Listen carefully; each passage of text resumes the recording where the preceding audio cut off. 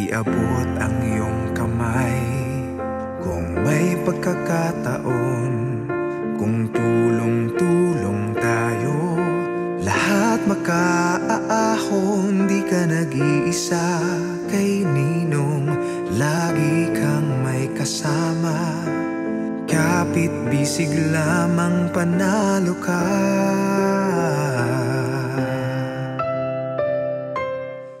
Ito ang ating misyon. Marating ang ating kapwa Pilipino mula sa 3 isla, sa lahat ng probinsya, sa bawat rehiyon. Gawing moderno ang isang tradisyonal na kultura na may diwa at mensahe ng pagtutulungan at pagkakaisa. Muling buhayin ang kahulugan ng bayanihan, ipakalat ang tunay na pagdadamayan. Sa panahon ng pangangailangan ng ating mga kababayan, tutulungan at tuturuan natin silang tulungan ang kanilang mga sarili para makamit ang mga pangarap sa kanilang komunidad, mga proyektong mapapakinabangan ng bawat sektor ng lipunan, ang ating taus-pusong hangad sa bawat lalawigan. Maging halimbawa at inspirasyon sa pagpapatibay ng pananalig at pagbibigay ng pag-asa at maiiwang pamana sa lahat ng henerasyon. Simula na ng ating modern day bayanihan.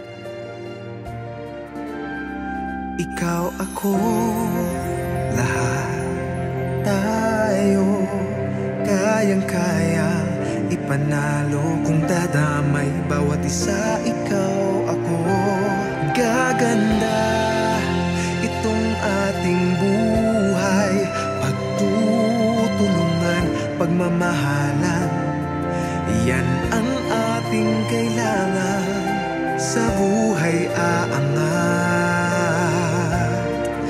Winner tayo lahat. Ang mga magtutulungan sa misyon na ito, ang inyong pong lingkod at kaagapay, Jelly de Belen po. Ako ang makakasama niyo mula sa studio para simulan ang pagtalakay at paghimay sa mga kwentong ating makakala.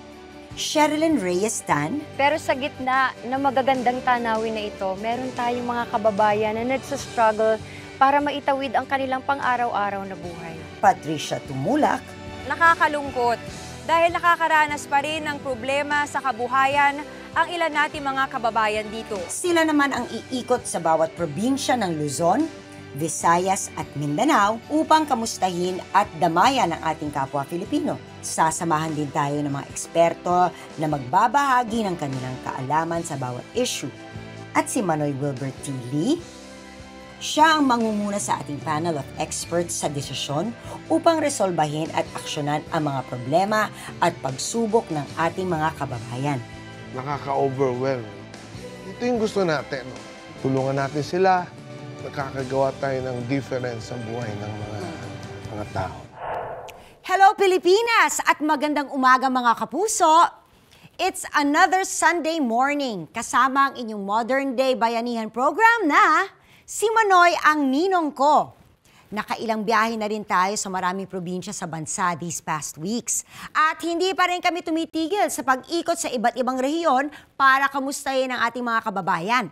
Pagdamay, pagmamalasakit, at pagtulong sa kanilang pinagdadaanan ang misyon namin sa kanila. Sa pangunguna syempre yan ng ninong ng lahat, si Manoy Wilbert T. Lee. Kasama rin natin sa misyong ito ang ating resident panel of experts na sina Mr. Jed Eva, President of Estrategia, a strategic communications research and political consultancy firm. He worked for 18 years in government, serving in all 3 branches, including the Office of the President. Siyempre, kasama din natin si Attorney Patricia Galang de Jesus, law professor, former special assistant to the administrator in the National Food Authority, legal consultant in the Department of Trade and Industry. Good morning, Sir Jed, Attorney Patricia, and of course, Manoy Wilbert, good morning! Morning, Jelly. Good morning. Ang Ilocos Region at gitnang Luzon ang ating mga destinasyon ngayon, kaya simulan na natin! Bumubuelo nang maglakad pababa ng bayan gamit lang ang flashlights. Tatawid sila sa ilog, dadaan sa gubat. Nagre-ready na po kami, tapos alas 5 po ma'am, naglalakad na kami, alas 7 po kami makakarating sa paaralan. Abangan yan sa pagbabalik ng si Manoy ang ninong ko. Ikaw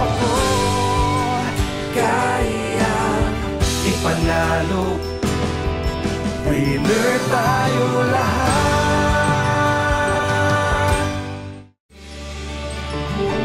Ikaw ako, kaya ipanalo.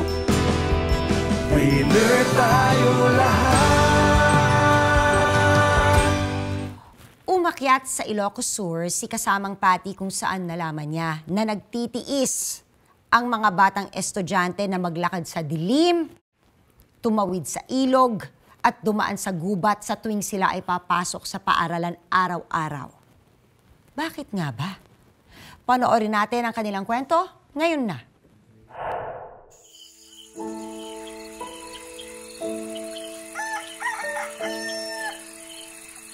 Bandang alas 3 at alas 4 ng umaga, habang karamihan sa atin ay natutulog pa ng mahimbing sa ating mga bahay. Ang mga pamilya rito sa isang liblib at bulubunduking lugar ay gising na. Nakaredy na ang mga bata na pumasok sa eskwelahan. Bumubuelo nang maglakad pababa ng bayan gamit lang ang flashlights. Tatawid sila sa ilog, dadaan sa gubat.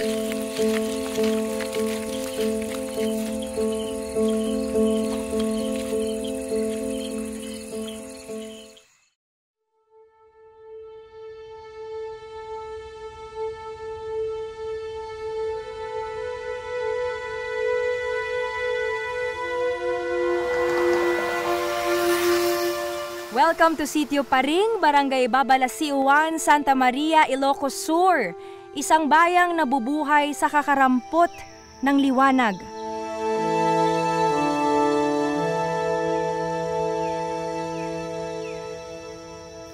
Ay! Grabe ito, Kuya Jong! Tinggal ka, ma'am. Break muna tayo, pagod ako. Hindi biro yung nilakad natin ha, dumaan pa tayo sa ilog, may malapit pa na landslide doon na bakas.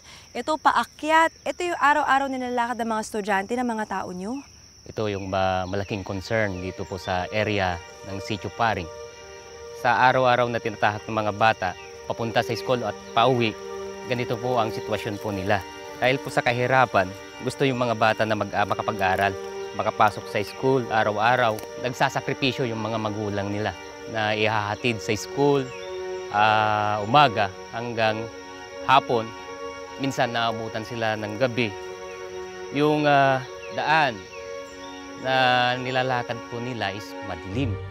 Nakapanayam ko ang ilang kabataan na nakakaranas ng hirap na maglakad sa madilim at delikadong lugar. Sa kabila ng kawalan ng sapat na ilaw, hindi ito hadlang na sila ay pumasok sa eskwelahan. Kahit na ba matarik ang daan pababa, tuloy pa rin sila. Malayo po yung paaralan namin, ma'am. Tapos, alas 4 pa lang po, ma'am, nagre-ready na po kami. Tapos, alas 5 po, ma'am, naglalakad na kami. Alas 7 po kami makakarating sa paaralan. Tatawid pa po kami sa ilog, ma'am. Ginagabi na nga kayo, may ilaw nga ba dun? Wala po, ma'am. So madilim. So paano Opo, nyo binabiyahe yun kung madilim na madilim ang lugar? Nagdadala po kami ng flashlight. Kung walang flashlight? Hawak-hawak na lang po kami. Kahit madilim? Opo. Gumigising po kami ng alas 4, naghahanda po kami ng gagamitin namin papunta sa eskwela. Tapos pag alas 5 na po, pupunta na po kami maglalakbay. Mahirap po yung daan namin, napakasikip po. Madilim pa lang, pupunta na po kami. Pag bumagyo po, di rin kami makakapasok minsan pag malakas yung ilog kahit gusto namin pumasok sa paaralan. Kumakabog ang dibdib ng mga magulang tulad ni Leonora at Gerardo sa tuwing bababa ng bundok ang kani-kanilang mga anak. Malayo po yung biyahe. Yung sa grade 6 nyo po, kamusta po ang araw-araw na pagpasok po? Minsan po nagre-reklamo na siya kasi madaling araw pa lang po. Kinikisi na namin para mag-ayos-ayos na lang. 3 o'clock pa lang po minsan ginigising ko na para malayo kasi po yung pinapasukan nila at saka yung daanan po nila. Nakakatakot rin po kasi gubat-gubat saka may bangin-bangin. Kamusta po pag may mga kalamidad dito? Pag mga emergency po? May malakas na ulan na po, ma'am. Minsan po din na namin sila pinapayagang pumapasok, ma'am. Kasi hindi na kaya ng mga bata yung tawiran sa ilog, ma'am. Masalakas ng tubig. Naisip niyo ba na itigil na lang sila sa pag-aaral? Minsan po, ma'am, pero sa hangad naming makatapos yung mga anak ko para makakaroon naman sila ng titulo, pinipilit po namin ipapapasukin sila sa school.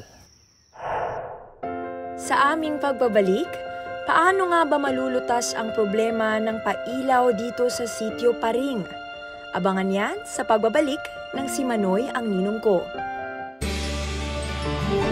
Ikaw ako, kaya ipanalo. Winner tayo lahat.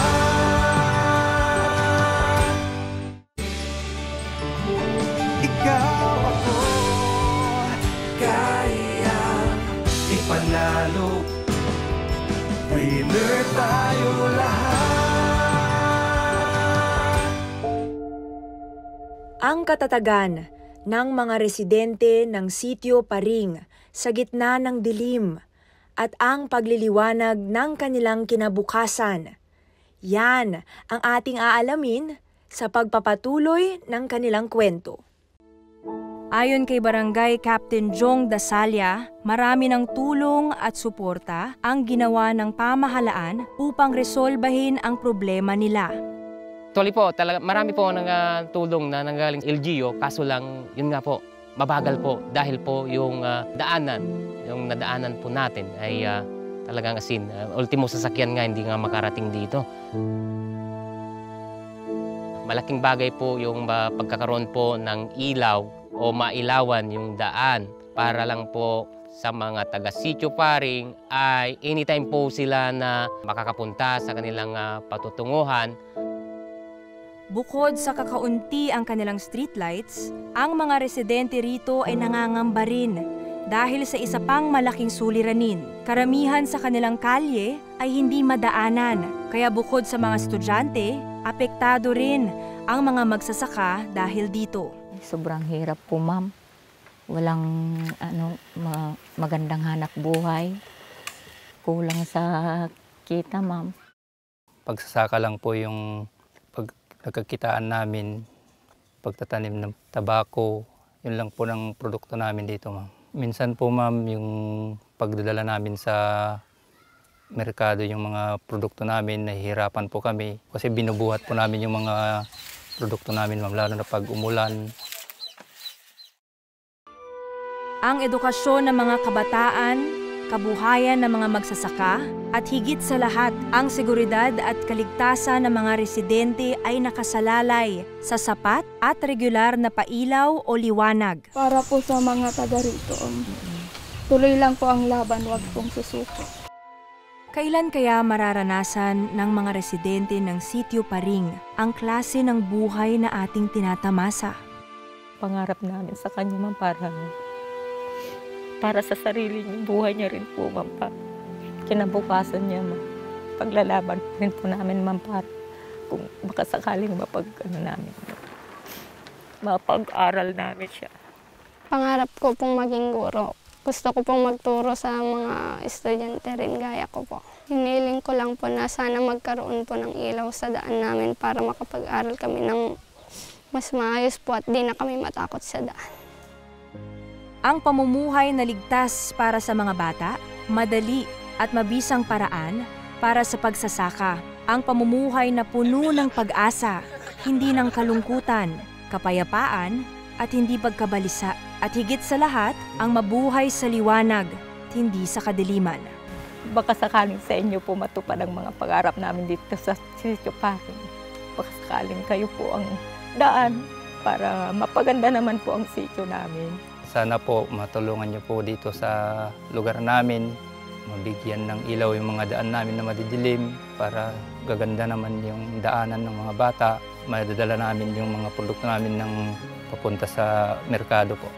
Yan po ang aking hiling na sana'y mapagbigyan at kung sino man po ang may bukal ng loob na makakatulong dito sa Sitio Paring ay maraming salamat po sa mga magbibigay po ng tulong.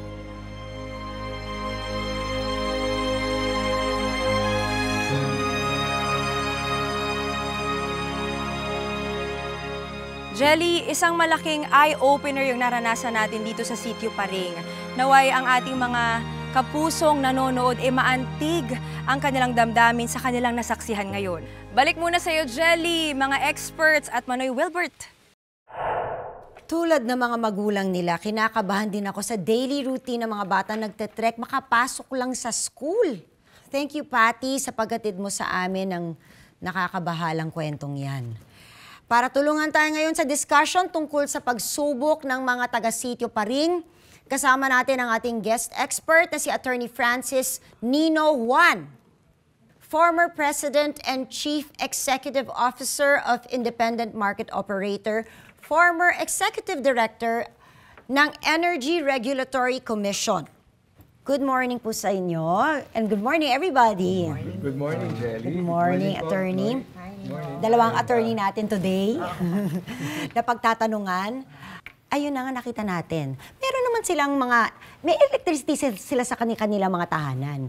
Pag trek nila papuntang school, araw-araw gumigising sila ng napakaaga, madilim pa, may dala sila mga flashlight, araw-araw pumupunta sa school itong mga batang ito sa kadiliman. Ano bang ahensya ng gobyerno ang talagang dapat na nagliliwanag sa kanilang pag-trek papunta sa eskwelahan? Attorney Francis.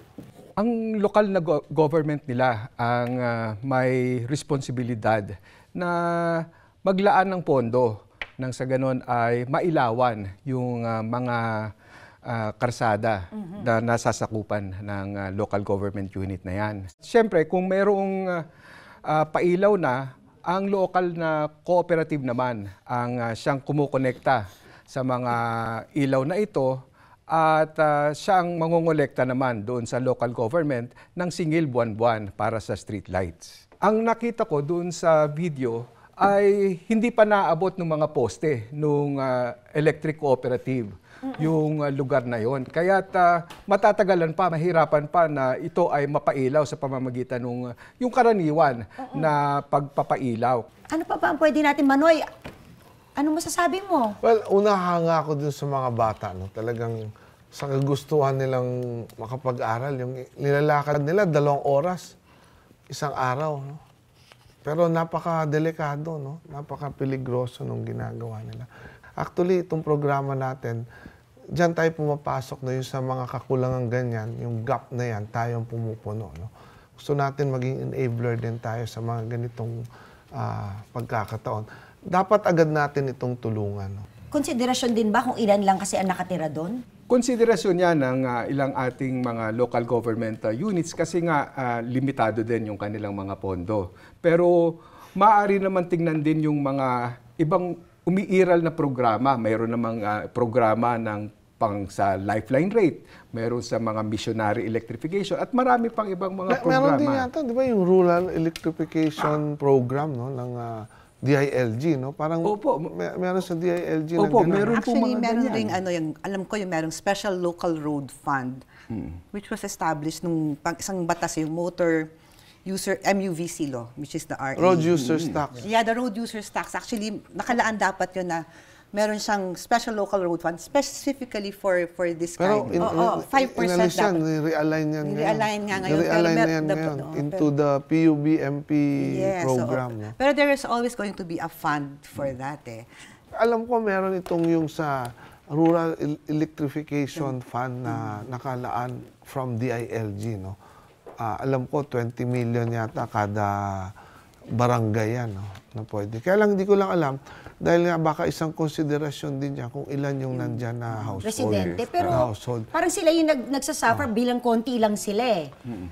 In the meantime, yung short-term solution nito, yun ang agad-agaran natin gawa ng paraan para yung peligro sa araw-araw. No? Ang tanong ko, sino ang dapat na agency ng gobyerno ang dapat na nagtitingin sa mga... Or meron bang batas ngayon that will force na or yung cooperative or LGU doon na nagsasabi or maybe isama yan sa seal of local seal of good governance na sama sa titingnan ng DILG yung ganyang elektrifikasyon sa buong barangay. Kasi nangyayari kahit na 71 ba or 91 91 na pamilya diyan kababayan pa rin yan. Hindi ba? Buhay pa rin yan. Tama. Peligros ang dinadaanan araw-araw eh.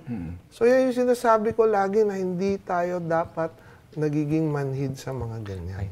Sa nangyayari sa paligid. Sa perspective lang, I think people, shock paminsan ng tao pag nalaman nila na hindi pa tayo 100% electrified. No? Diba? Ako nagugulat In the 21st... Pareho tayo, Jelly. Ako, nahihiya ako sa sarili ko being nasa gobyerno. Nahihiya ako dahil nakikita ko may ganyan pa palang nangyayari. So, gusto ko malaman ngayon, paano ba talaga? Ano ba dapat gawin ko dyan na attorney? May kailangan ba akong i-file na batas dyan, na bill, para yan magawa ng paraan? Kailangan pa bang gumawa ng batas para lang i-enforce ang magkaroon ng electricity sa bawat bahay ng Pilipinas? Gusto kong malaman matter of ngayon, attorney, execution, I think. kung ano ba dapat, sino ba dapat ang ano dyan, no? Kung ang LGU hindi yan gagampanan, ang nakikita nating po pwedeng gumawa niyan ay yung pribadong sektor. Going to pribado naman, di ba natin pwedeng gawin na magkaroon, pagbibigay, kasi lahat naman ng pribadong papasok, prangkisa ang hinihingi niya. No? Tama-tama ngayon, pinag-uusapan ngayon sa Chacha, yung economic provision, yung power utility company, hindi ba natin pwedeng I'm getting your expert opinion on this, no? Kasi para mai-interpolate ko yan doon. Na hindi ba natin pwedeng i-require yan na, okay, papasukin natin kayo. We're opening up the power utilities company for foreign ownership. But certain percent of your income, yeah, that's a good idea. Kailangan pailawin mo itong mga lugar natin sa Pilipinas na walang ilaw. Hindi po as specified as that. Ang sinasabi lang, kung itong lugar na ito ay nalatagan mo na ng linya, lahat ng po pwedeng kumonekta dyan, dapat ay ikonekta mo. Pero kung mayroon ka pang mga lugar na hindi mo maabot at hindi mo mapailawan, under sa existing na microgrid na program, qualified third party, dapat ay po pwede mong siyang i-waive yung franchise area na yan, yung portion na yan, para may makapasok. Para may makapasok na ibang kumpanya, pribado, at sila ang mag-take over. Pero kung win-waive mo yan, ibig sabihin, on your part, kaya mo win-waive yan, it's not economically viable, kaya ayaw mo. Opo. Parang gumive up ka na. Hindi profitable. Lugi ka pag ilalagay mo. Maganda yung idea Pero na dapat kasi, kasama yun sa diba? kondisyon. Yung Pero area bakit kailangan pang isulong yun? Ba't hindi na lang parang common sense? Tulong na yun eh. That's to make everybody's lives better. Enlightening discussion kasama ang ating mga experts na si Manoy Wilbert, of course. Salamat sa aming pagbabalik. Isang malaking problema ang kinakaharap ng ating mga magsasaka dyan sa Bulacan. Ano kaya ito? Susunod na yan sa pagbabalik ng Si Manoy ang Ninong Ko. Tutok lang mga kapuso. Ikaw ako, kaya ipanalo. Winner tayo lahat.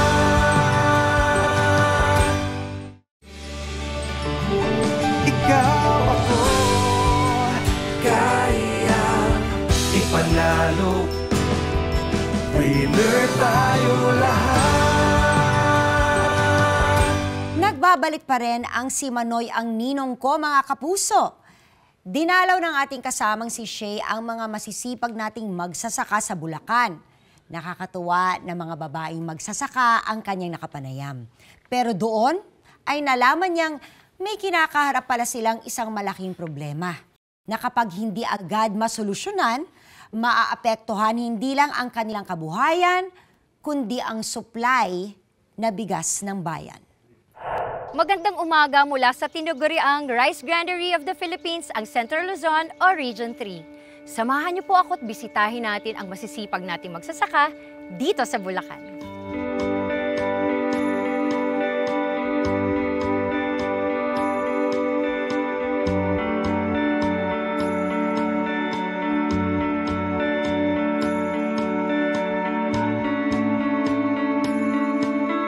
Napakahalaga ng pagsasaka para sa ating bansa dahil dito nagmumula ang ating mga kinakain.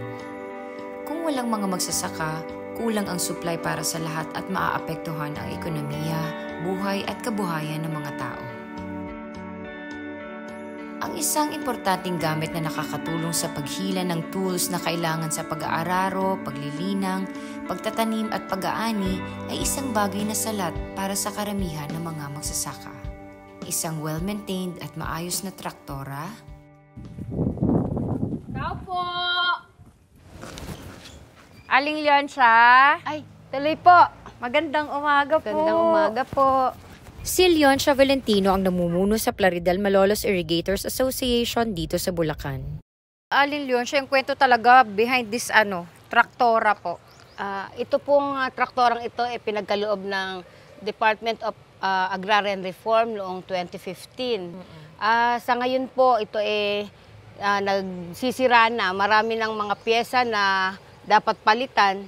Katulad po ngayon, yung bearing nasira at saka po itong ating bubong, palitin na rin. Minsan po inaabutan sa bukid ng pagkasira, uuwi dito, sira. Ibihiyahanap mo na naman po ng pyesa. Kaya po naisipan po namin na mag-request ng panibagong traktora. Malaki ang benepisyo ng maayos na traktora sa asosasyon ni Leonsia. Pinarerentahan po namin yan at ang priority namin ay ang aming mga miyembro. Ngayon po, nagsaservisyo din kami sa non-member. Pero po ang benepisyong nakukuha ng aming mga magsasaka na miyembro, may discount sa lahat ng mga makinaryang gagamitin nila na pinamamahalaan namin. Subalit sa kabila ng regular na pagre-repair at maintenance, hindi pa rin sapat ito upang sila ay magkaroon ng masaganang ani. Halimbawa po, hindi natin magamit yung traktora natin. Ano pong mangyayari? Paano po yung ani natin? Ano po yung aberyang nadudulot nito? Yung aberya pong naidudulot kung nasisira ang traktora, nadidelay po yung pag-aararo. Kami po may hinahabol na tubig na cut-off, kaya kailangan po sa tamang oras kami makapag-araro. Kaya po dapat on time ang aming pag-aararo. Kung hindi ka gumagamit po ng traktora, katulad po nung araw na kalabaw ang ginagamit, napakatagal pong proseso. Ang paghahanda po sa lupa, halos inaabot ng 1 buwan. Simintalang dito po, 1 linggo lang. Dahil sa kawalan ng makinarya, mapipilitan ang mga ilang magsasaka rito sa Bulacan na umasa sa ibang mapagkakakitaan. Magbabalik pa si Manoy ang ninong ko. Ikaw ako, kaya ipanalo. Winner tayo lahat.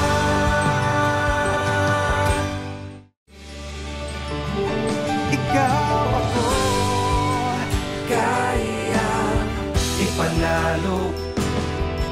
Winner tayo lahat. May isang hiling ang mga magsasaka rito sa Bulacan. Matutupad kaya ito? Ituloy na natin ang kanilang kwento. Maraming pamilya ang naaapektuhan dahil sa sirang traktorang ito. 2 sa kanila ay kasamahan sa asosasyon ni Leonsia. Mga babaeng magsasakang hindi iniinda ang init ng araw at ang paglusong sa putik upang maitaguyod ang mga mahal nila sa buhay. Bata pa po ako nung kami nagsasaka. Hanggang ngayon po nagsasaka pa ako. Wala kasing katulong yung anak ko. Walang katuwang na mag-ayos ng bukid, ganun. Kaya pagka hanggang malamig lang naman ako lumulusong 6 to 8, ganun. Gaano ho ba kahirap? Paano po ba yan ginagawa? Yung pag-aaral, siyempre aararuhin na yan. Tapos susuyurin, yung aayusin yung para matamnan. Nay, paano po kayo namulat sa pagsasaka? Kailan po? Ilang taon po kayo? Mga 17 to 18 po, minulat na kami ni Ama. Doon po kami niya naturuan kung paano sa pagtatanim. Matagal po namin dinanas yung paggapas ng manual. Inaabot po kami ng gabi sa bukid. Kami mga babae, siyang nagiging katulong ng aming ama. Kami yung naturuan kung paano yung pag-aani ng manual, pagtatanim ng manual. At saka, ang hanap buhay po ng pagsasaka, bagamat mahirap, panatag yung loob mo dahil yung kakainin po ng pamilya, nakikita na natin yan sa pag-aani. Ngunit dahil sa kanilang sirang traktora, napipilitan silang maghanap ng ibang pagkakakitaan. Pananahi kasi kuwan din panapanahon din. Nagtitinda din ako. Nararating ko yung San Fernando na yung Pampanga ang pagtitinda. Dahil nga gusto ko nga makapagtapos yung aking mga anak. Kaya lahat ng mapapagkakitaan dinadampot Ginawa ko. niyo. Oo. Paano po yun pag halimbawa hindi kayo nakapag-ani or kung nakapag-ani man kayo pero hindi kayo kumita o nalugi po kayo? Kuwan, pagka tatakbo ka sa may mga pera, manghihiram ka ng kuwan para meron kang itustos sa mga anak mo. Isipin na lang natin sa loob ng 4 na buwan na paghahantay mo sa pag-aani. Ano ba yung maaari namin gawin para magkaroon kami ng panibagong pagkakakitaan? Ang ibinuhay ko na talaga, yung pagluluto po ng kakanin, yung kutsinta, putong puti, sapin-sapin, kalamay. Yung inaani namin bigas at malagkit, pinakikinabangan ko. Kasi pag hindi ako kikilos, walang maghahanap buhay para sa amin. Ang mga magsasaka natin dito sa Bulacan ay may samot-saring pagsubok at problema upang tuloy-tuloy na maging operational ang kanilang asosasyon at mapanatili ang kanilang tanging ikinabubuhay. Gusto ko po sana yung talagang yung traktora na makatutulong sa marami po kasing gamit ng traktora. Pwede din pong pang-travel doon sa aming combine harvester. Kung sakali, kung mabibigyan po kami ng aming kahiling, halos matutugon na namin lahat ng aming mga miyembro. Napakasaya kung kami po mabibiyayaan kasi nga po mawawalan na kami ng sakit ng ulo. Nagkukuha na nga po ako na magkaroon po ulit ng isang makina. Nawa nga po gumanda ang ani. Maging malakas ang ani ng lahat ng magsasaka. Ang aming panalangin na mag-ani ang lahat ng magsasaka para hindi na umangkat ng bigas ng ating bansa. Hindi pa nila naaaninag ang kagamitang kailangan nila sa pagsasaka, subalit nananatili pa rin silang matiisin, puno ng pag-asa at may mataas na pagtingin sa naiiambag nila sa bayan. Proud kaming masabing kami magsasaka. Dahil ang magsasaka nakapagpapakain ng maraming tao. Kaya lang kung minsan ang tingin ng iba sa magsasaka, parang napakababa ng pagtingin dahil nasa putik ka. Yun ang ano ko. Pero hindi ko ikinahihiya. Pinagmamalaki kong masabing kami mga magsasaka. Marangal ang trabaho. Opo, marangal na trabaho. Manapa, taas no kayong makapagmamalaki na kami mga magsasaka. Nakakapagpakain sa mga Pilipino, sa mga kababayan natin. Matapos kong marinig ang kanilang mga kwento, ang daming pumasok sa aking isipan. Hanggang kailan magiging masagana ang ani dito sa luntiang bukirin na ito? Didinggin ba ang kanilang panalangin? Balik muna sa inyo, mga kasamang Jelly. Nako, ilang taon na rin palang nagtitiis sa pagsasaka sina Aling Leoncia at mga kasama niya na at least very, very proud maging magsasaka. Thank you, Shay, sa pagtulay mo sa kanilang hinaing upang makarating sa atin ang kanilang problema. Usaping agrikultural at ekonomiya ang ating pangalawang kwento. Kaya naman, inimbitahan namin ang guest expert na si Niet Arceo, Assistant Director, Agricultural Training Institute of the Department of Agriculture. Hello po, Ma'am Niet. Welcome po. Yes po. Magandang umaga po sa ating lahat. Magandang umaga, mga kapuso. Umpisa na natin ang ating discussion. Mukhang mabigat ang ating pag-uusapan. Tungkol sa traktora, tungkol sa kung paano ba natin sila matutulungan mapabilis at mapagaan ang kanilang buhay. Yung traktora nila, meron sila. Ano bang sektor talaga ang tumutulong sa ating mga magsasaka para masigurong mas maayos ang ani, mas mabilis?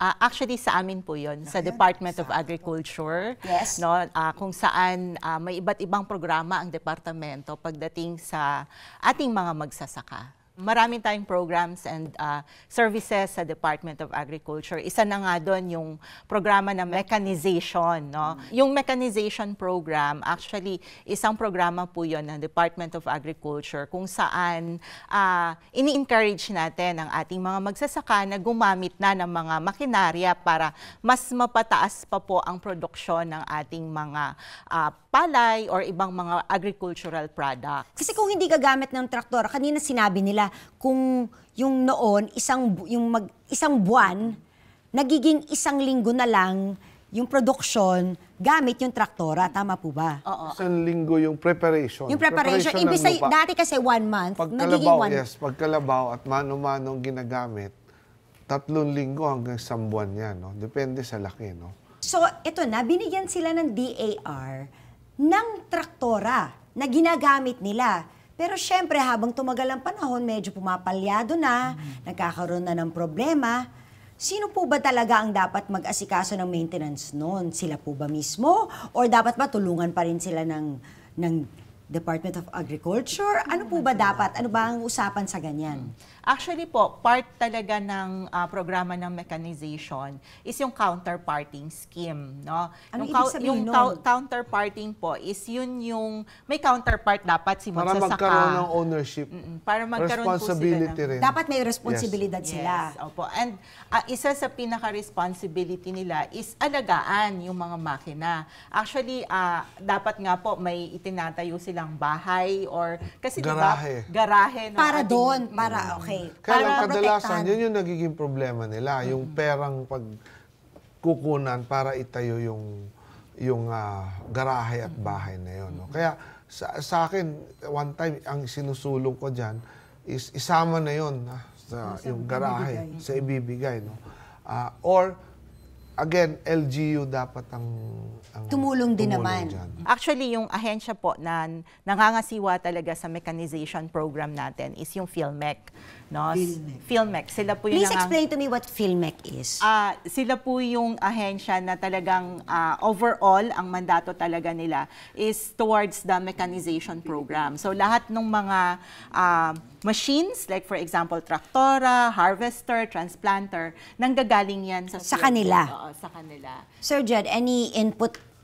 Tuwing nakakita ko ng gitong kwento, nakakalungkot lang. Kasi there was a time na actually yung ibang bansa nagpapadala ng farmers dito para dito mag-aral, to become more efficient. Hindi po ba? Tayo nagtuturo? Yung International Rice Research Institute, dito yan, di ba? Dito nagsimula yan. Dito na. They used to come ngayon, here. yung mga binhi ngayon na ng Thailand, ng Japan, galing sa We actually developed yung hybrid, right? Yung that binhi na parang storm resistant, flood resistant. Sa atin ang galing yon? Yes. Hindi po ba nagpadala pa nga tayo ng mga farmers sa iba't ibang bansa Baliktad para magtulong? Baliktad na ngayon. Mahal kasi. Anong nangyari? Kailangan binibigay ng gobyerno na lang yan. Kaya nakakatuwa na at least alam natin na may programa ng ATI and other bureaus para at least makahabol uli yung mga farmers natin. But before nga talaga dati, we used to be the foremost leader. experts. But now we're the ones importing from these countries who used to learn from us. Isa talaga sa advokasya namin sa ATI is, and even sa Department of Agriculture, is yung pananaw na ang farming is a business. So kung farming is a business, kasama yan yung meron kaming mga financial literacy trainings. Yes, ayan ang isang tatanong ko. So meron po kaming mga financial literacy trainings. Meron din kaming yung entrepreneurial trainings. Ang una po is they have to undergo yung sinasabi namin na farm business school. Ito po, meron po nun. Libre po ito? Yes po. Okay. Sa amin sa ATI, libre po siya. Ma'am, paano nila malalaman na meron palang mga ganitong training? Meron po kaming 16 regional training centers nationwide. Oo, yun din inisip ko. Baka kailangan pang pumunta sa Maynila. Hindi naman po. May 16 regional training centers. Yes po. Meron kaming 16 regional training centers nationwide. Sila po yung nagkakandak ng training. May network na rin po kami meron na rin po kaming network of around 2,700 certified learning sites for agriculture. Ano yung learning site for agriculture? Ito din po yung kapartner natin sa mga communities. Kasi 'di ba, ang farmer kasi minsan mas naniniwala sa kapwa nila magsasaka. Tama. So, nagsicertify po kami ng mga learning sites. Sila po yung mga advanced farmers na tinatawag natin. Sila yung mga nag-adapt ng mga makabagong technology.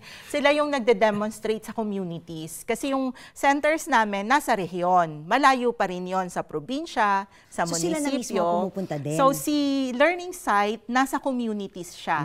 Nasa barangay. So, tinitrain lang namin yung aming mga learning sites. Meron kaming trainers training.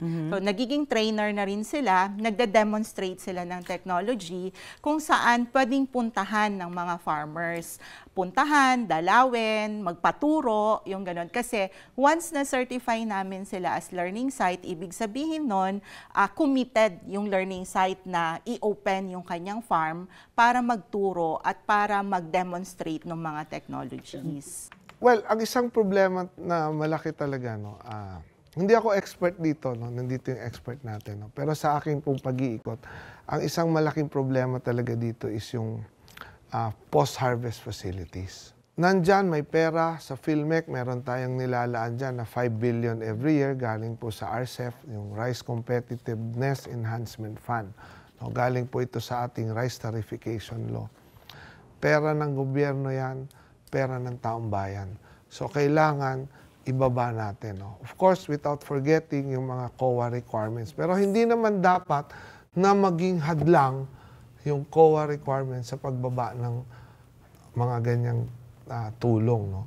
So, ang unang-una dapat dyan is siguraduhin na yung mga magsasaka may kita.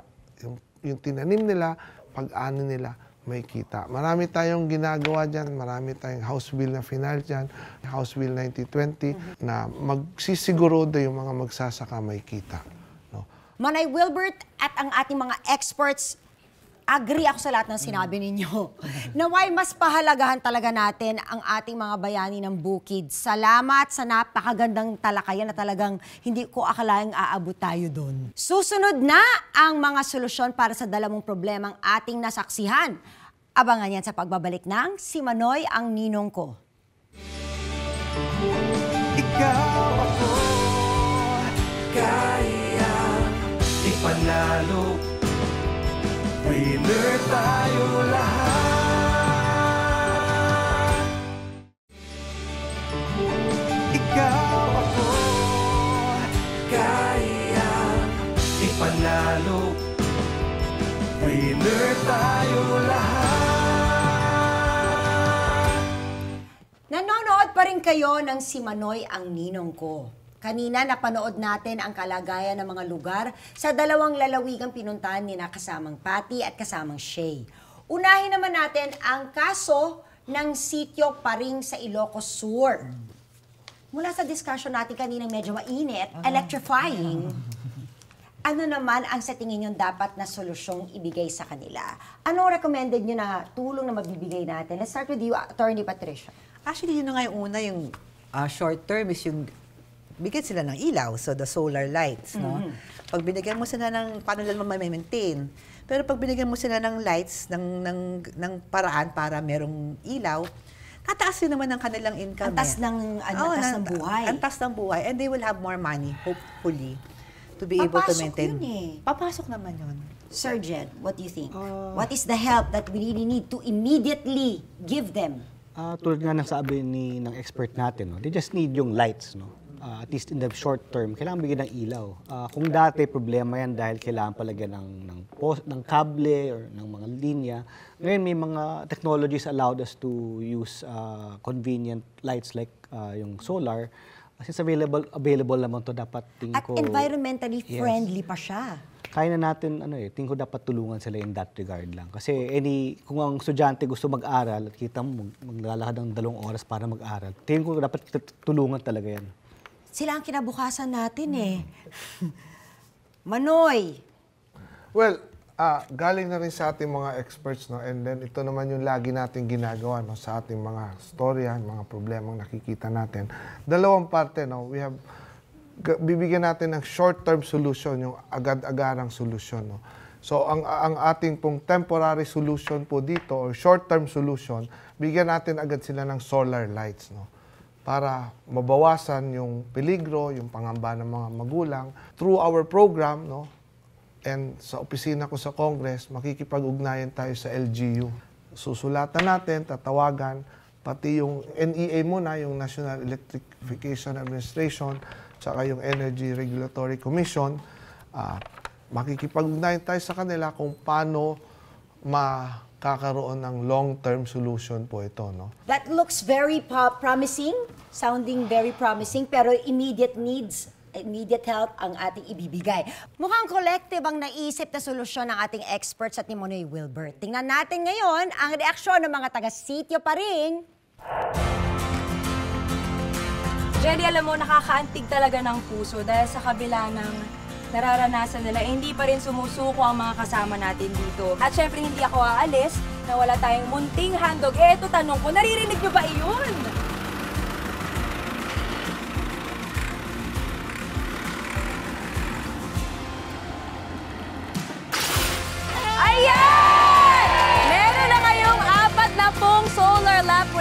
Manoy, ang ninong ko, isa-isahin natin. Ayan, hindi na kayo maglalakad ng madilim dahil ito ay magbibigay liwanag sa inyong daan. Yay! Maiiwasan na ang mga disgrasya, ang mga dulas, ang mga kung ano man dahil maliwanag na po ang daanan natin. Sige lang, sige lang, sige lang, sige lang. Woo!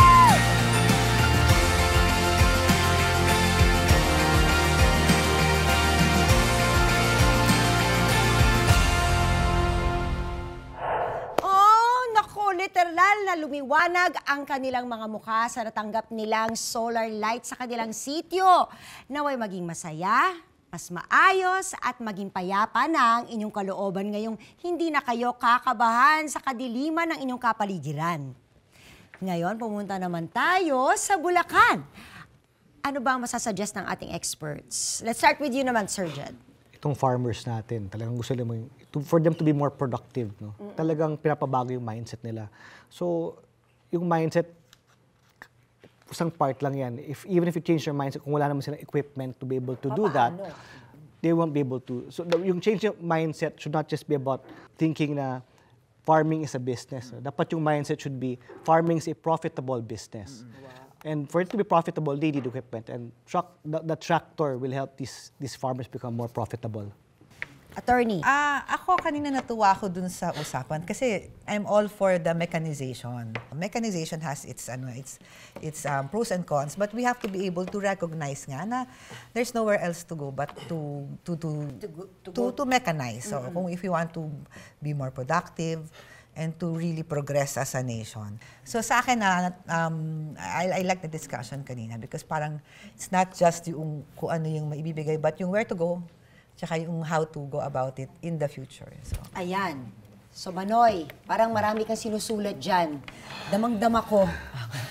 Favorite gusto mong gawin? Well, short term, dito sa lumapit sa atin, ang kailangan nila, na yun din ang nakikita ko kahit saan lugar sa aking pag-iikot. Ang kailangan nila, mga gamit pansaka. No? Sila ang kailangan nila traktora. No? Kaya nung nalaman ko po ito, Jelly, na kailangan nila ng isang traktora, tayo ay agad-agarang tumawag po dito sa PhilMec. No? And ako ay natutuwa dahil si Executive Director Junicio Albindia ay pinagbigyan agad yung ating pong kahilingan. No? Of course, tinulungan natin dahil may mga requirements ito sa pamamagitan ng ating programa. Tinulungan natin sila kung paano nila ito makomply agad. No? Nalaman natin kanina through dito kay Director no, na ating Agricultural Training Institute, meron pong mga training na binibigay para sa tamang pag-maintain. May mga training din sa financial literacy. No? May mga training din sa pagninegosyo. Yan ang ating long-term solution po dito. We are looking forward to that. Sigurado akong malaking tulong sa mga magsasaka ng Bulacan ang naibigay natin. Sige nga, tingnan natin kung totoo. Panoorin natin to.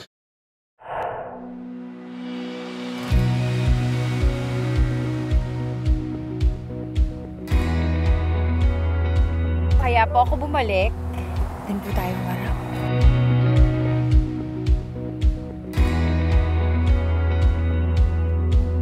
May kasama po ako. Ay, sino po? Sino po ba? Ayan na!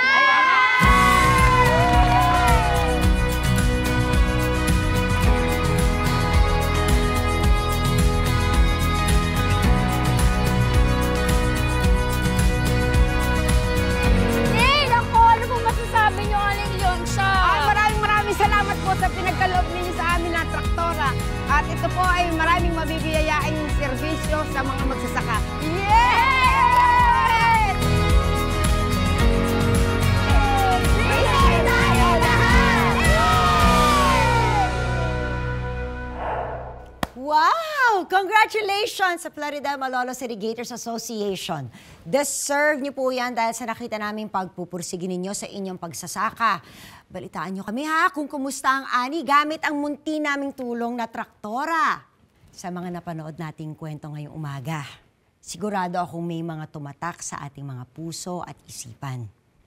At isa sa mga yun ay ang pagiging grateful o mapagpasalamat sa lahat ng bagay na mayroon tayo. mas pahalagahan ho sana natin ang pribilehyo ng pagkakaroon ng sapat na kuryente at ilaw sa ating mga tahanan. Naway ang ating programa ay magsilbing ilaw sa bawat kababayan nating nakatira sa liblib na pook. Sa kwento ng mga magsasaka sa Bulacan, tunay na kayo po ay mga sundalo at bayani ng bukid at ng buong bayan. Manoy Wilbert, bilang ninong ng lahat, ano ang payo na gusto niyong iwan sa amin? Jelly, ang mga naihatid po nating tulong sa mga benepisyaryo ng ating programa sa araw na ito ay dapat bahagi lang ng mas malawak pa nating layunin o dapat na gawin para makabangon ang ating mga kababayan sa hirap at malampasan nila ang hamon. Ulitin natin, Jelly, hindi nagtatapos dito sa traktora at sa mga solar lights. Marami pa silang hamon na hinaharap na hindi masusolusyonan overnight o sa isang tulong na pandalian lamang. Hindi po ito kaya ng isang panandaliang solusyon lamang ng isang tao o ng isang ahensya lamang o ng programa lamang natin. Tulong-tulong po tayo dito, ikaw, ako, tayong lahat, tulong-tulong tayong lahat sa pagbibigay ng liwanag sa buhay at kinabukasan ng bawat pamilyang Pilipino. Thank you very much sa napaka-inspiring at positive na aral at motibasyon para sa aming lahat, Manoy Wilbert. Salamat! Salamat sa iyong pangungunang matulungan ang ating mga kababayan. Kasi yan naman ang ating kailangan. Kailangan natin mabigyan ng pag-asa. Salamat din syempre sa ating experts, kay Attorney Patricia at kay Sir Jed, para sa inyong mga input. At sa inyo, ang aming mga mahal na viewers. Naway maging daan ang programa namin upang tayo ay magtulungan at buhayin ang bayanihan. Thank you po sa pagtutok sa amin ngayong araw. Para updated kayo sa programa, please follow us on our official social media accounts sa FB at si Manoy ang Ninong Ko, IG and TikTok at Ninong Ko. At kung gusto niyong tulungan kayo at ng inyong komunidad o asosasyon ng aming experts, email niyo po kami sa manoy.altaproductions@gmail.com. Pwede rin yan sa mga gusto ring tumulong. Mas marami pang probinsya ang ating lilibutin, kaya magkita-kita tayong muli next week, alas 7 ng umaga nationwide at alas 8 naman ng umaga via GMA Cebu na mapapanood sa buong Central at Eastern Visayas. Dito lang yan syempre sa Si Manoy ang Ninong Ko. Lahat tayo ay posibleng may magawa. Kung magtutulungan, lahat may mapapala.